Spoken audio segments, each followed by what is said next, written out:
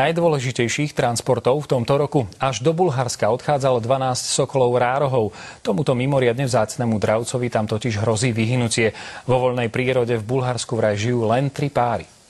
Mimoriadne vzácne sokoly rárohy pocestujú z Bojnickej zoo rovno do Bulharska. Zatiaľ, čo u nás ich žije vo voľnej prírode okolo 40 párov, v Bulharsku im hrozí vyhynutie. Tam sa hovorí o 3 posledných pároch žijúcich vo voľnej prírode. Zachrániť tunajšiu populáciu majú práve sokoly z Bojnickej zoo. Tu sa im venujú niekoľko rokov a podarilo sa im dokonca odchovať 5 mláďat. Je to taká radosť, pretože výsledky dlhoročnej práce našich ošetrovateľov, ktorí dennodenne s nimi museli pracovať, sú to nároční chovanci. Dnes z Bojnic odišlo 12 kusov týchto vzácnych dravcov. Pred odchodom každému z nich museli odobrať vzorky krvi. Tie 2-3 kvapky krvi postačia na to, aby mohli byť použité na genetický výskum.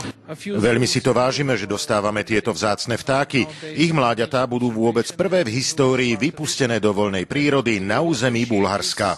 Spoločenská hodnota týchto dravcov je okolo 4 000 eur. Prínos pre bulharskú prírodu je nevyčísliteľný. Momentálne je to jeden veľmi významný medzinárodný transport. Pre televíziu Joj Pavol Čertík.